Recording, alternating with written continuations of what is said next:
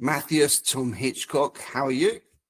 Tom, I am fantastic. Thank you for asking. And just to avoid any confusion, the name is pronounced Matthias, and the running joke in my family is that my dad doesn't even get it right anymore, and I'm an only child. So no harm, no foul, and maybe I should have let you know that before we spoke. That's all good. This time, I'm getting everybody's name wrong as well, to be honest with you. So it's quite standard my end. Only child, so that must mean that the naming rights fell to your mother. Yeah, well, funny you asked that. If I was a young lady, I would have been Michelle, which would have been my mother's choice. And then dad got to pick Matthias. Mom's from Frankfurt, Germany. Dad's from United States. Matthias it is, which is a glorified Matthew, I guess. So here I am. I go by M a lot. Okay. All right. So Matthias Wessel then. Yes, sir. Well pronounced. 50% right. We'll go with that. I'll take that. Okay, mate. Listen, we've actually had to reschedule this a couple of times. I think sometimes it's been due to time zone differences. So tell us where you're based. Absolutely. Yeah. I am currently based in Jacksonville, Florida in the United States. Okay. All right. And is that where you're from, or you actually born in Germany maybe and come over? What's the situation? That would have been a lot cooler. No, I was actually born on an Air Force base in Chicago, and then I spent the majority of my childhood in Great Falls, Montana, which is a stone's throw away from Canada. So I grew up in the country. There we are. So you're almost part Canadian. With the Air Force connection, that means you probably moved around quite a bit then.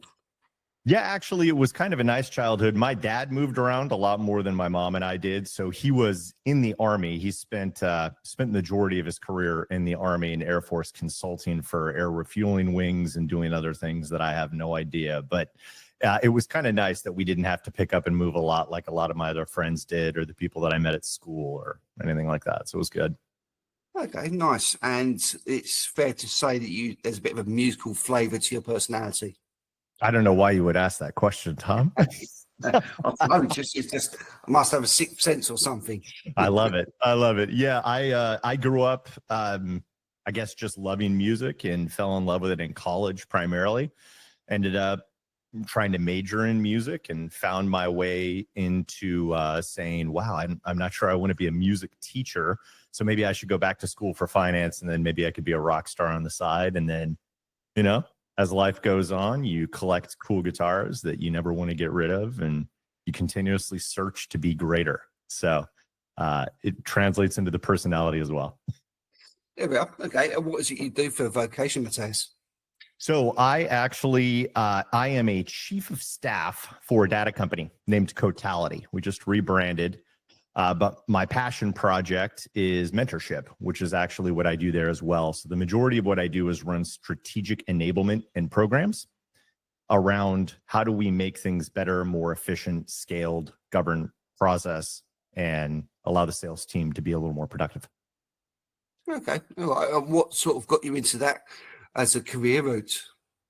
So I started off out of college wanting to be an accountant. Passed all of my series licenses, was interning for a firm I shall not name because, for purposes of making sure that nobody gets upset by any firms in case they like me. They said, Matthias, listen, we like you a lot. We think you're going to do really well here, but you talk too much, believe that or not. And I said, well, this isn't the job for me then. And I left and found my way into mortgage as a retail loan officer in a call center. And so it was a centralized sales center for Bank of America. And it was the middle of a refi boom. So it was probably the equivalent of working at a drive-through, just saying, thanks for calling Bank of America. This is Matthias. How can I help you? And learned a lot about mortgage, grew through the ranks there. And now I've been in that industry for darn near almost 25 years. So a lot of the connections that I have there came through my growing up in the mortgage scene, and data is part of that now.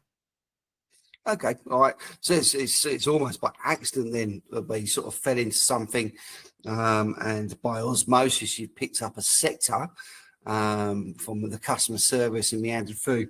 I do find it quite interesting. I've had a few people that come on here that started off as an accountant, but then they found his personality.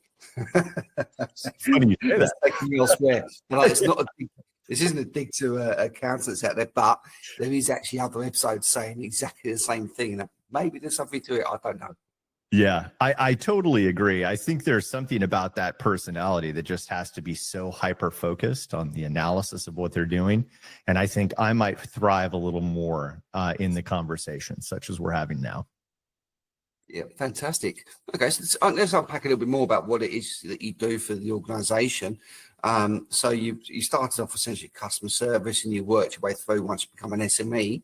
But tell us what makes you irreplaceable. Ooh, I love that. Can I pivot this and talk about my passion project? Because I think that translates well. It's your show, mate. Oh, no, don't tell me that, Tom. So one of the things that I found and how I found myself into this role is as I was growing through what it is I want to do when I grow up, I started to find that I worked in sales and then I didn't like how sales works. So then I worked in operations, but then operations couldn't actually make any changes. So I went into process improvement and change management, and then that wasn't working either. So now we needed to work on enablement and customer service. And through the hodgepodge of my career, I've constantly found, and I have a recipe for success. Are you ready? This is perfect for your show. You guys can sell this all day. You put it on a t-shirt. It's mind blowing. Show up, do the work, stay consistent. Right? That's all you got to do. Just repeat it. And so what I found is I've constantly strived to build the best possible teams or make my teams better. If I was a supporting function as I am right now, or I was a sales leader trying to breed the team. And in doing that, I started doing a lot of mentorship and doing a lot of coaching and doing a lot of support. And so I now have a business called My Mentor Today. And my goal this year is short form videos, TikTok, Instagram, Facebook, YouTube, on just trying to give people small nuggets on how they can try to improve their business and teams with a simple recipe of showing up, doing the work, and staying consistent, because it comes back down to process and governance. And the reason that's full circle and translates is everything that I'm doing in my job every day is around betterment, right? And a lot of people want to change, but not a lot of people are willing to change. So what's the recipe that we can start cooking to get people to start to want to change? And that's why I'm irreplaceable. Yeah, I like it. You gave me a decent pivot, decent answer there. It sounds really simple because obviously you went a bit tongue in cheek on your mantra, if you like, your recipe for success. Yeah. But I can't help but think this is more pertinent post-COVID. Okay. Well, obviously, not everybody now needs to touch the office, and if they do, it's a couple of days a week, etc., etc. There's also a lot of people that okay, all right, so they get the work done. Let's go with that, but they're not showing up. Yeah. Okay, all right, and this isn't just now I don't need to turn up to the office thing. It's also that they're not present, and the hours that are needed are required. Okay, and they get the minimum viable output that's needed to keep their job, to keep things moving along, but they don't turn up, and they're wondering why nothing will change. And I see this loads in the workplace, you know, in fact, it's strife. It's very common that people turn around to me, well, listen, my job's done, so I can go off and I can turn up when I want and take days off as I please, which sounds lovely, but to your point, it does mean that you're going to be stuck for quite some time. Yeah, so a fantastic analogy of my life through COVID. In 2018, I had to have a dual disc replacement in my L4, L5, L5S1. So operation goes in through the front, the gut, replaces 2 discs in your back with artificial discs. And I came out of that surgery, and which was an outpatient surgery, by the way. It's phenomenal. Not to derail our talk here, but go check it out. Like, it's actually pretty awesome. Outpatient. It was amazing. 4 hours. But I came off of that right into the tailwind of COVID. And I'm like, you know, I need to do something epic. I need more in my life, because it just feels like the monotony of I'm doing the work and, oh yeah, maybe I showed up, but what's the definition of that? And so I decided to run a full length Ironman. triathlon, right? So 2.4 mile swim, 112 bike, and a marathon. Never swam. Don't really like to run all that much. I'm a tall guy, 6'5", I'm a lot like Gumby, right? And biking recreationally, mountain biking, I enjoy it. It's fun. So a lot of people are like, do you think you're going to finish? And the two things that I knew were, A, there's no doubt in my mind I'm going to finish 100%. But then it's, what is my plan on what I know I need to stick to finish? Because I've never experienced anything like it. I think that's what really gave me the true experience of my mantra now, right? Which was the running a full Ironman is possible for anybody in the world. It really is. The difference between whether or not somebody's willing to do it is the work you're willing to put in by showing up every day, doing the things maybe you don't want to do, getting out of your comfort zone to really make things happen. Then it's that grind, and it's coming back the next day to do it again. And I think we miss that, right? I think you're right. I think so many people are on autopilot to just do the work. You never really show up.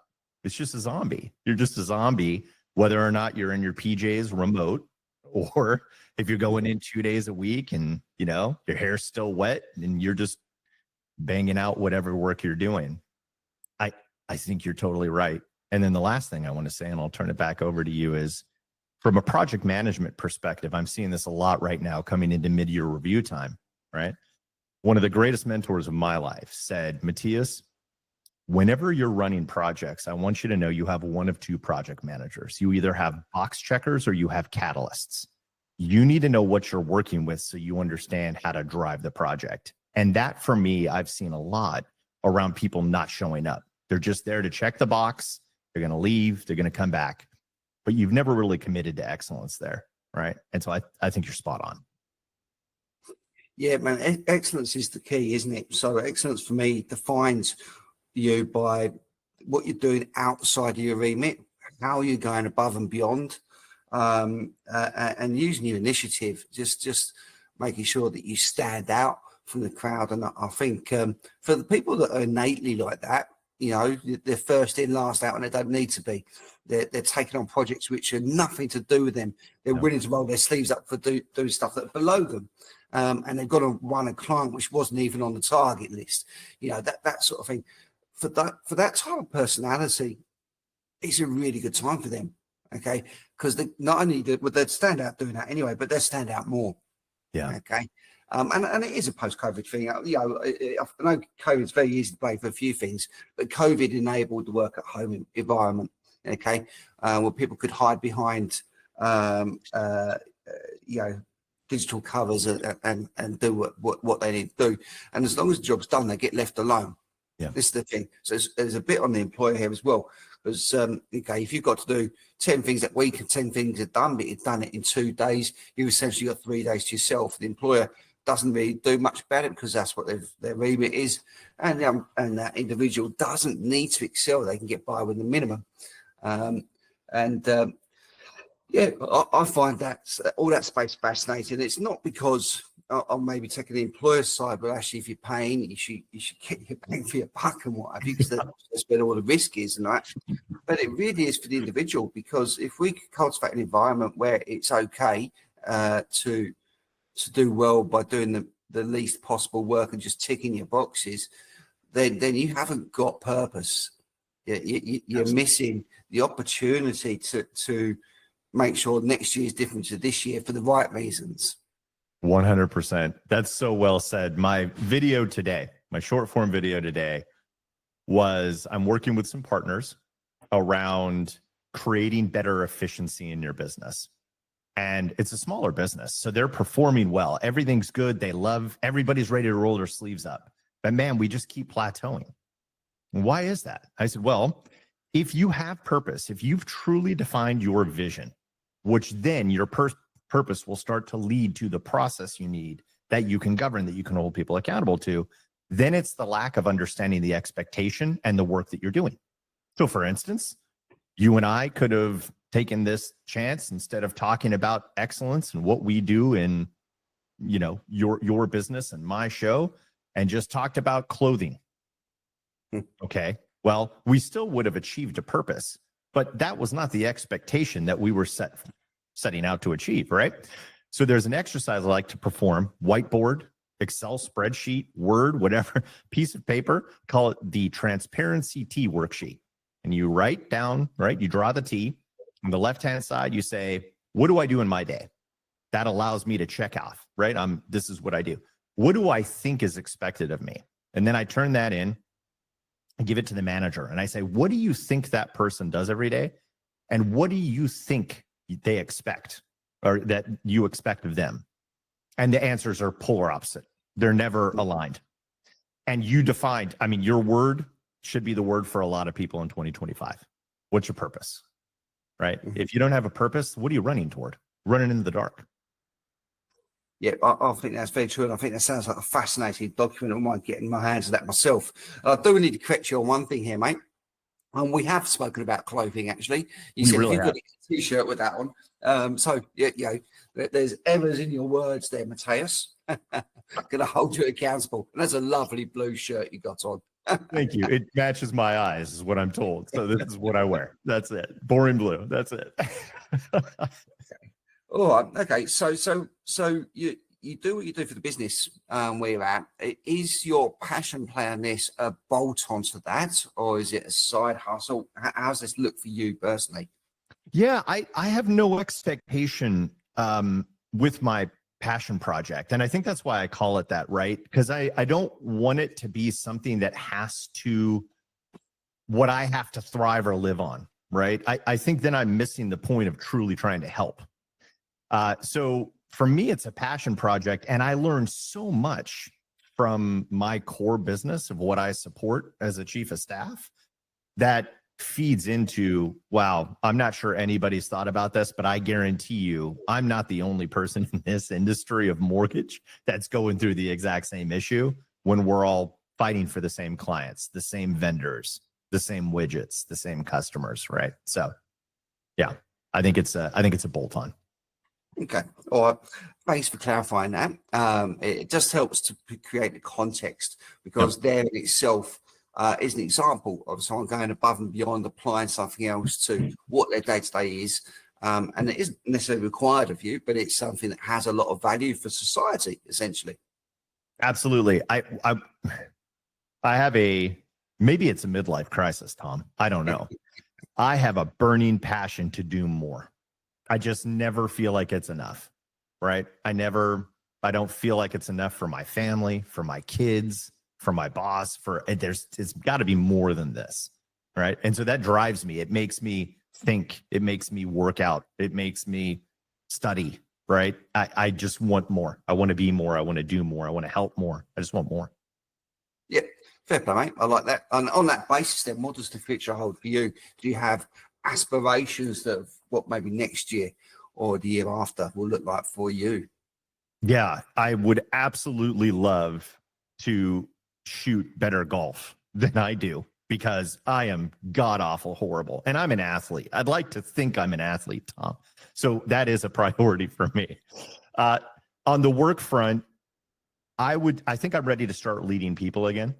I've been an individual contributor for a couple of years now, and I love the strategy roles, and I love that you can weave when you're an individual contributor to really start to provide value that may be even unseen or unwanted, because you're not having to worry about people management, which I think that's the hardest thing in the world. Managing people is absolutely the hardest thing in the world, right?